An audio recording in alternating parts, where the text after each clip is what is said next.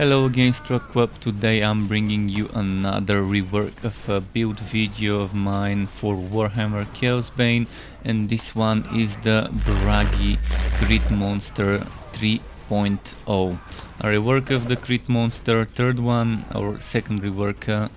So yeah, it's kind of changing a lot of things in the god skill section, but when it comes to skills, active and passive, we're not changing that much. When it comes to gear, we are not changing anything.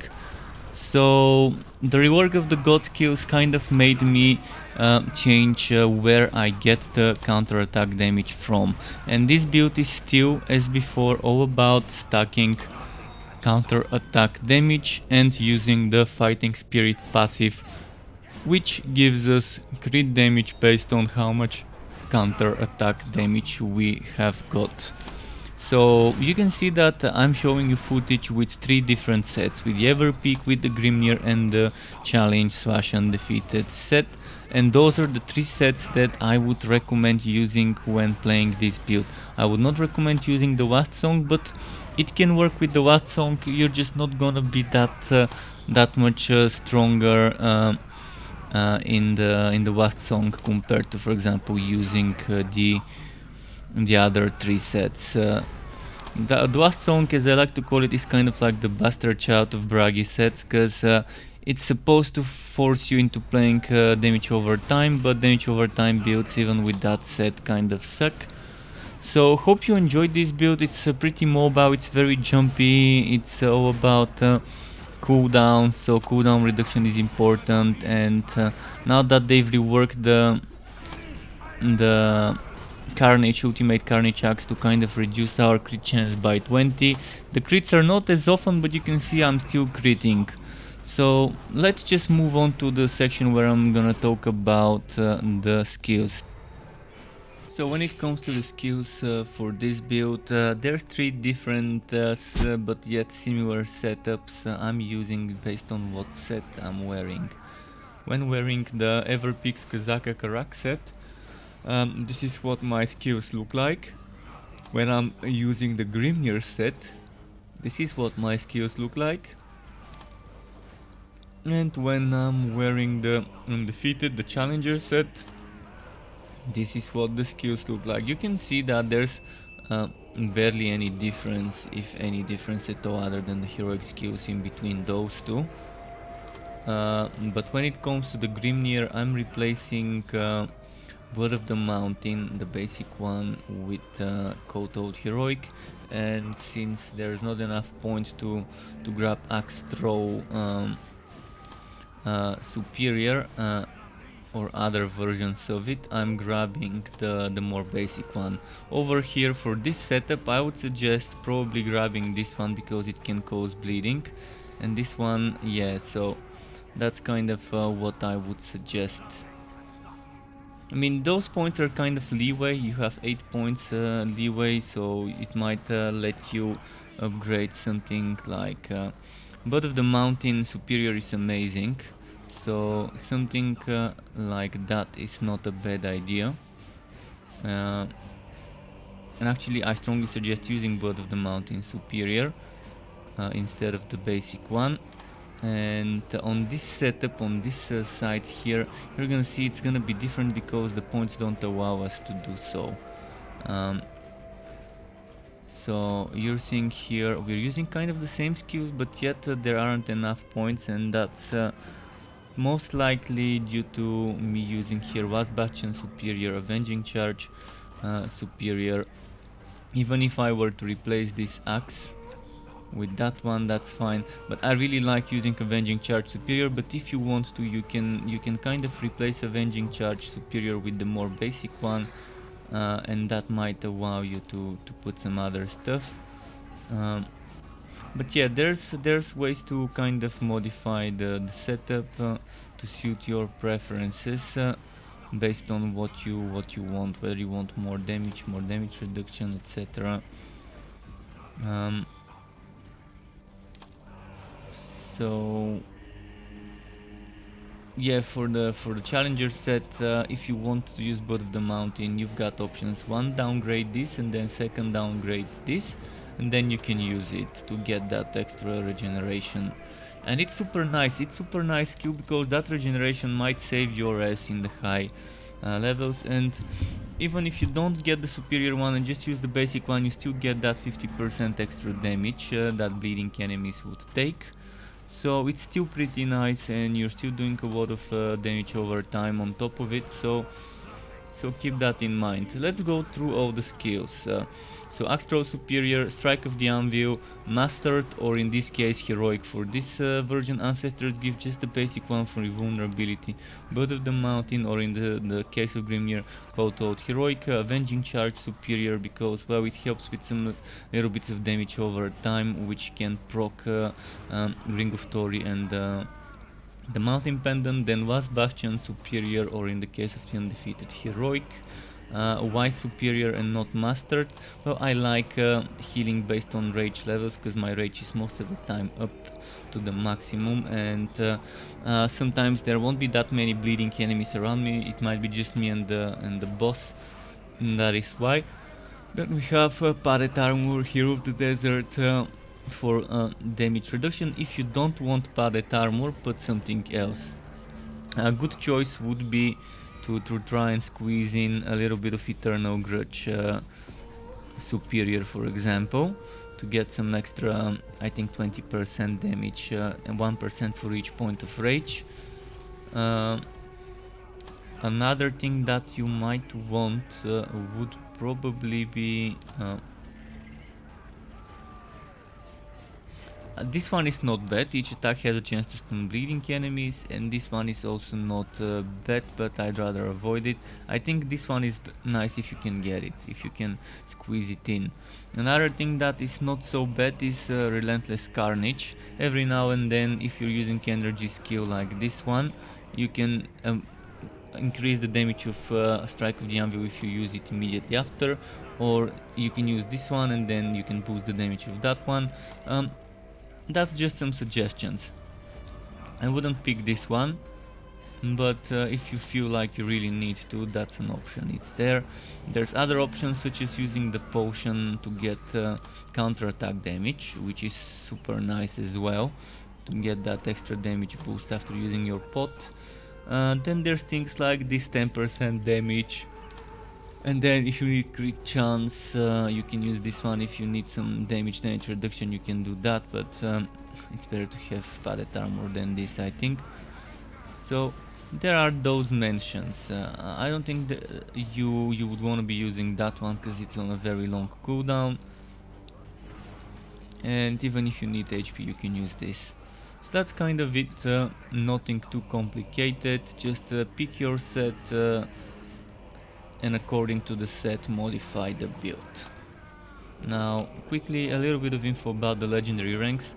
I strongly suggest, since this is a cooldown based build, to prioritize legendary reinforcement first, like get it to 30% and max power. And eventually keep increasing the chance and the percentage, but when you have around 200 points or 260 points, 260 legend ranks, you might invest into endurance, and endurance is better than crushing, because endurance applies to you, not to the enemy. So even if you kill the enemy and you attack an enemy that has not been he's not been damaged and doesn't have crushing on them, that's still gonna apply. So keep using this until 200, max it out, but get like the chance to 30 first, then start getting the power up bit by bit, I think. Then get the same thing happening to endurance when you're at 260, 100 power this, 100 power this, 30% chance here, 30% chance here. I think actually you would need 320, because you will need 60 point in chance and 60 point in chance to get that to 30% for each of them. And eventually, once you have enough points, legendary crushing or punishment if you need damage rather than damage reduction. I prefer to survive rather than deal more damage, but some people prefer to deal more damage before they die and get them before they get you, kind of playstyle.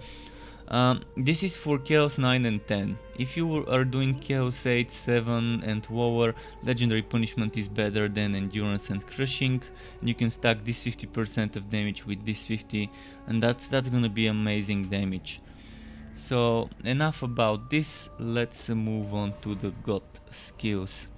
So the God skills have kind of a little bit of wiggle room, as I like to call it, where you can replace some things. First of all, on this side I would strongly suggest don't change anything. Just grab Fighting Spirit Mastered and leave it as it is. On the way you're grabbing Blood of the Mountain, which is very conveniently placed on this side of the God skill tree, and now compared to Critmonster 2.0, Critmonster 3.0, with this update, that we don't have counter-attack damage from those two nodes. We don't have counter-attack damage here, and you could try and go up here, but it's not worth it. So now where we get the counter-attack damage is we get it all the way to this side. There is some counter-attack damage on other places, but I'm not sure where exactly it was. I saw it somewhere here. Yeah, there we go. There is some counter-attack damage on this side and on this side, but that's for a completely different build. So builds like that would come later, maybe, if at all. So for now, you can get this health drain and this health drain, and the health drains on the way and those 6 cooldown, but you have to kind of do this. So you can see the health drain goes up to 41 because we're losing 7, but we're gaining 34. But we're losing 50% counter-attack damage, then another 14% counter-attack damage. We're also losing 4% damage reduction versus champions and 12% armor.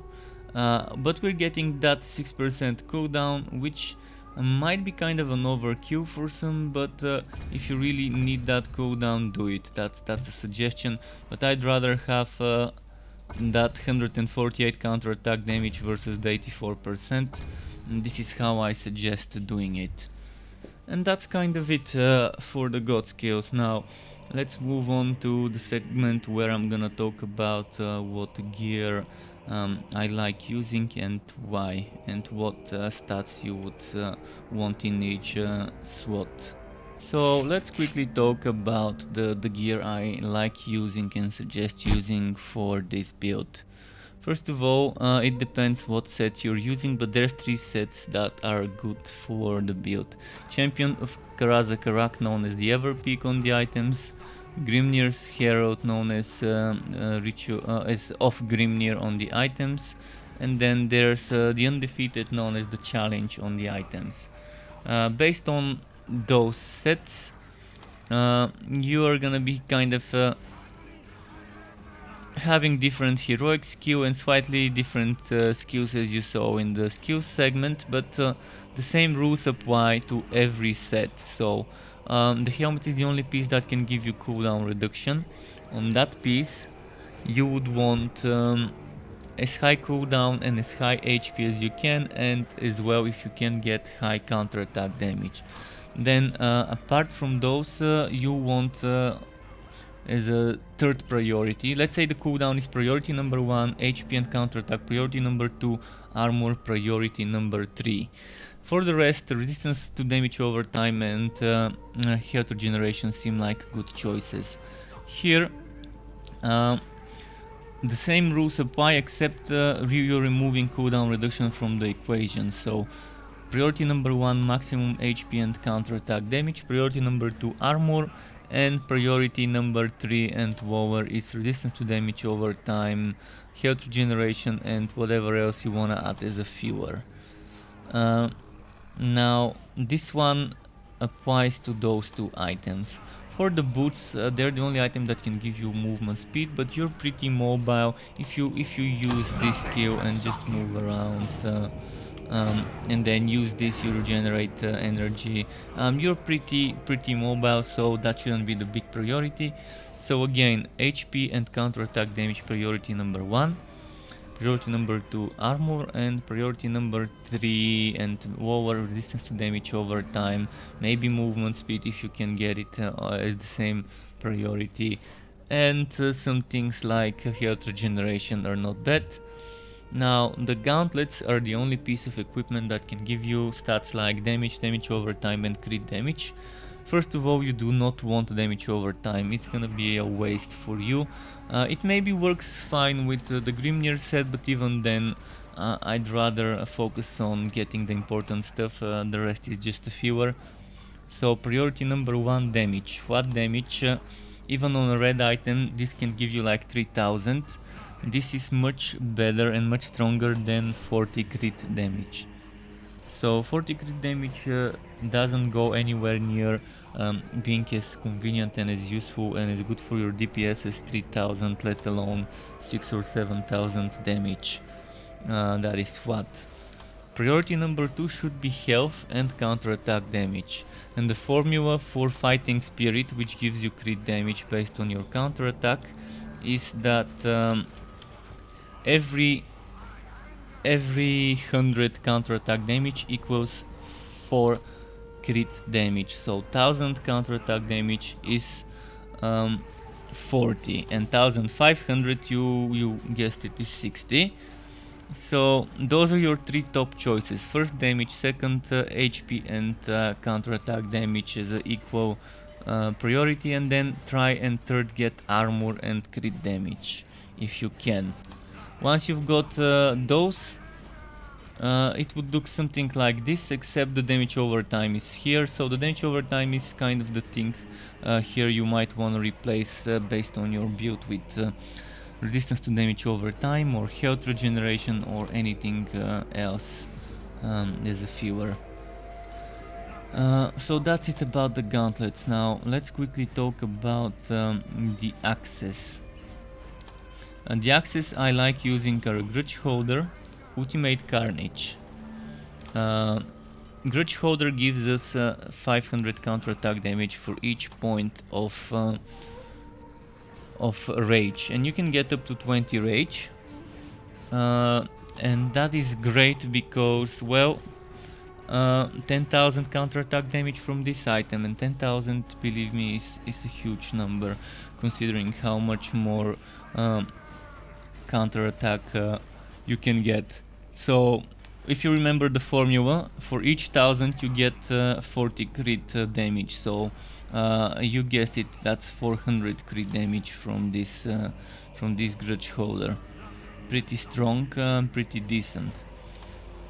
Then the Ultimate Carnage gives you 300 flat damage.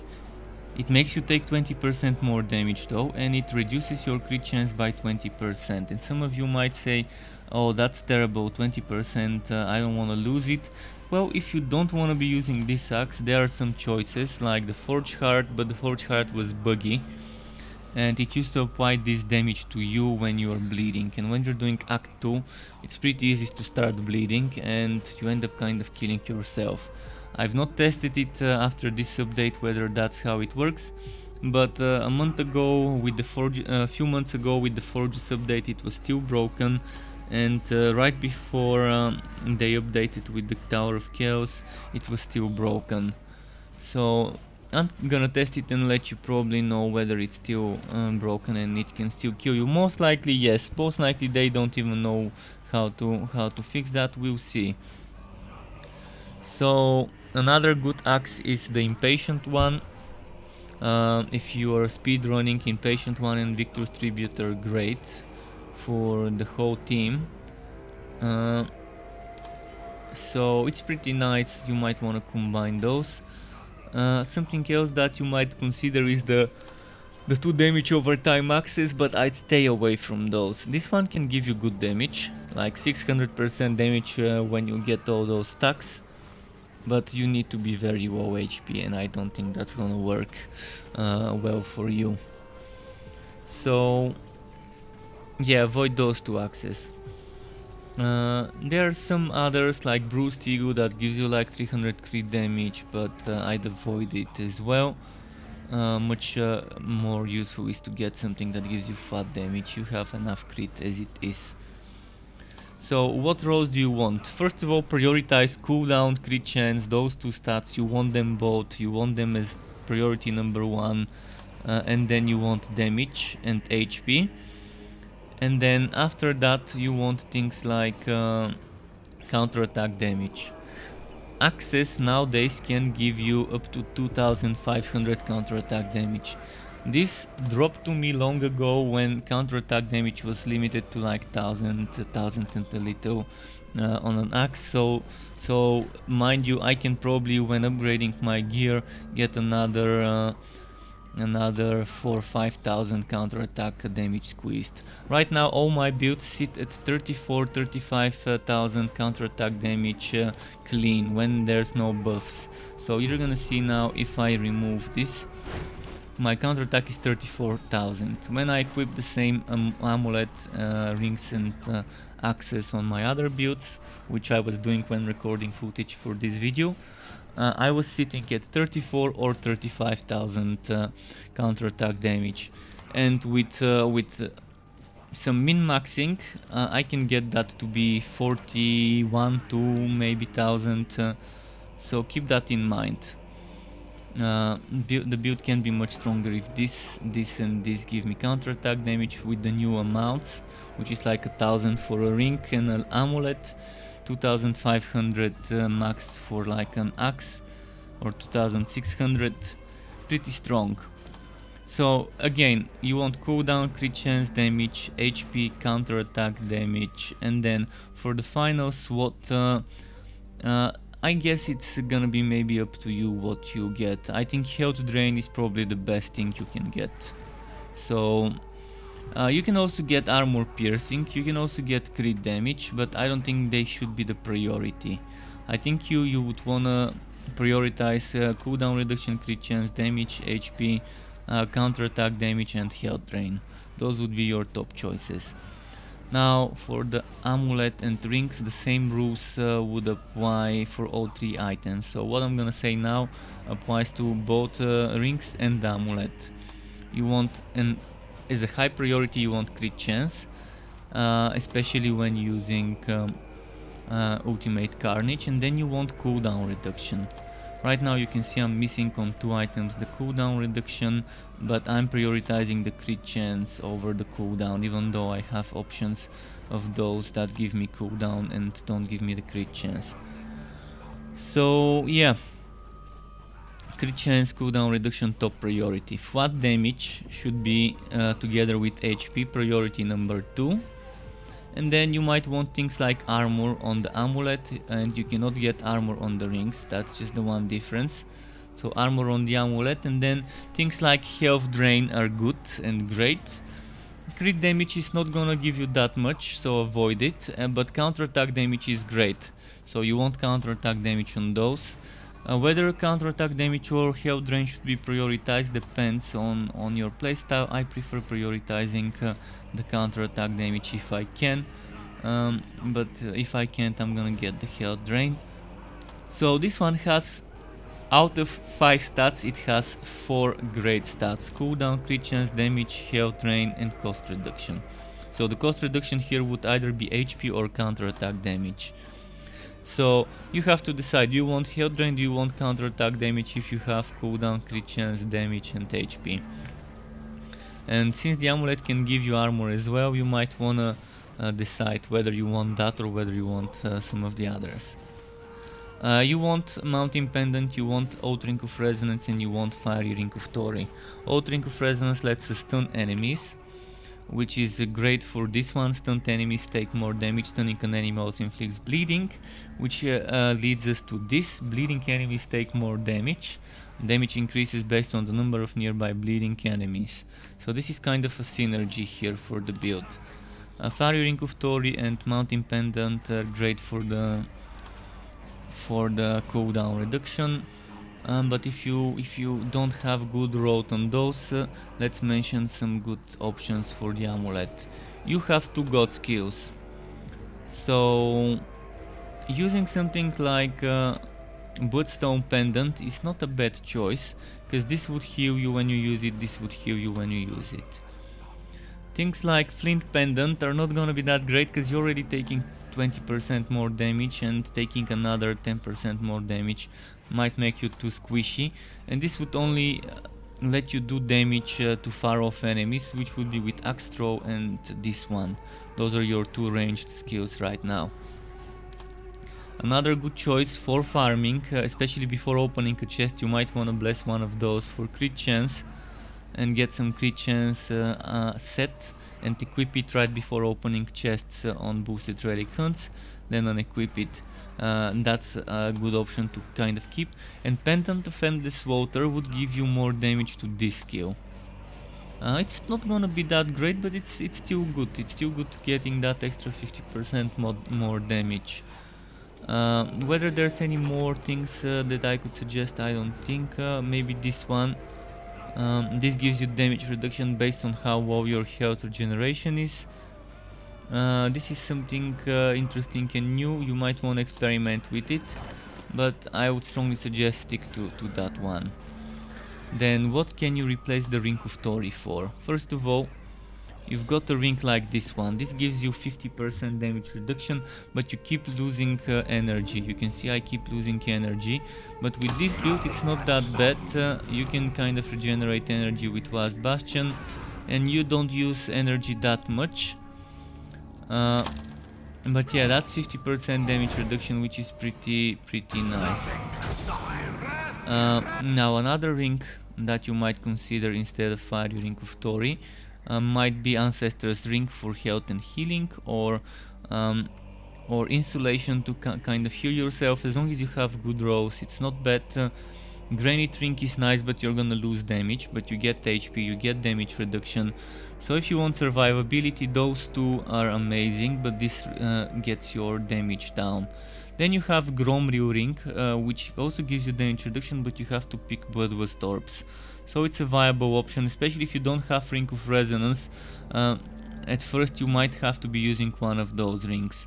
Siegebreaker is a good choice, but again you have to pick Bloodlust Orbs, but it's also nice synergy because it gives us cooldown -2 seconds when we pick an orb.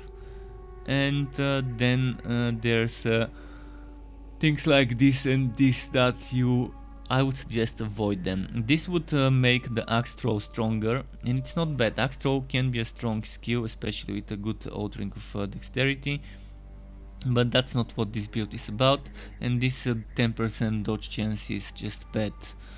It's just bad. This would have been tempting if it was 25%, and if stacking two of those would make you 50% dodge chance. Avoid Molten Ring 2, and that's kind of it when it comes to rings. My suggestions though are those two. And now enough of the gear, let's show you some more info about the blessing.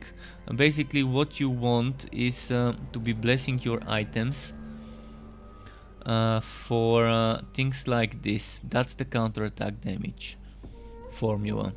You want this on 2-3 pieces of equipment, maybe 4 pieces of equipment. I personally prefer using 3 pieces of equipment with counterattack damage, and then the rest I'm getting damage and HP. So for damage and HP, what you're using is either this one, this gives you 8000 HP, or you're using this one,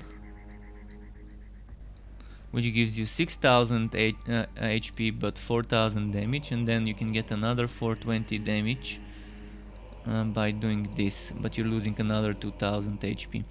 So each 2000 HP you lose, you gain 420 damage, and vice versa, based on how you arrange those. So I guess that's it for the gear and blessings. Now I'm gonna show you some more gameplay at the end of the video. So here we are with a little bit more gameplay footage, and this is me playing with the Undefeated, the challenge set, and after that you would see a little bit more with the Ever Peak set. Actually I don't have any more Grimnir footage recorded, but hopefully the one you saw at the start and during the gear segment was enough to give you an idea of how it feels to play with it. Differences are not that big, but the Grimnir is the one that's kind of the most different between all the three, because the Grimnir one is using a different skill in the skill bar compared to the others. Otherwise, it's pretty much still the same playstyle. Try to jump on the enemies as much as you can. Try to use your other skills, and try to use the fire when you can, whether it's the breath of fire or the dashing one, because enemies that get hit by damage over time by all those little procs can still trigger the pendant, the mountain pendant, and they can also trigger the fire ring of Tori. And if you cluster up the enemies, it's better for you, because when you're clustering up the enemies and you jump, you have a chance to stun them. And if you stun them, you make them bleed. And if you make them bleed, that means you're gonna have more damage on the next hit if they didn't get one shot. And here is the thing, like one of the passives this make the bleeding enemies take more damage, but and also gives us more damage based on the number of bleeding enemies nearby. And due to that number of bleeding enemies nearby, we kind of need to make sure that when we're killing elites, we can at least try and pull some regular enemies that maybe we won't be one-shotting. If there's even a few enemies that you don't one-shot, that's some little bits of extra damage on your next hit to the elites, even if you one-shot the enemies with the second hit, whatever remaining HP they've got. So you're gonna kind of get used to playing the build, but it's a lot about mobility. You kind of need to use the avenging charge a lot. And now, what's the difference between when you're using the heroic Strike of the Anvil with the Everpeak set and when you're using the challenge one? I would say that with the challenge set, of course, you have shitloads more HP and you can regenerate more energy apparently, but you don't have as much cooldown as with the Everpeak set. And the Grimnir kind of doesn't have the lots of HP, doesn't have the cooldown, but it can buff up your damage with that extra damage skill that can also stun enemies, and on top of that it also gives you a damage and crit damage buff and some movement speed. So overall it's not so bad as well, and that damage over time from the Grimnir aura is also amazing.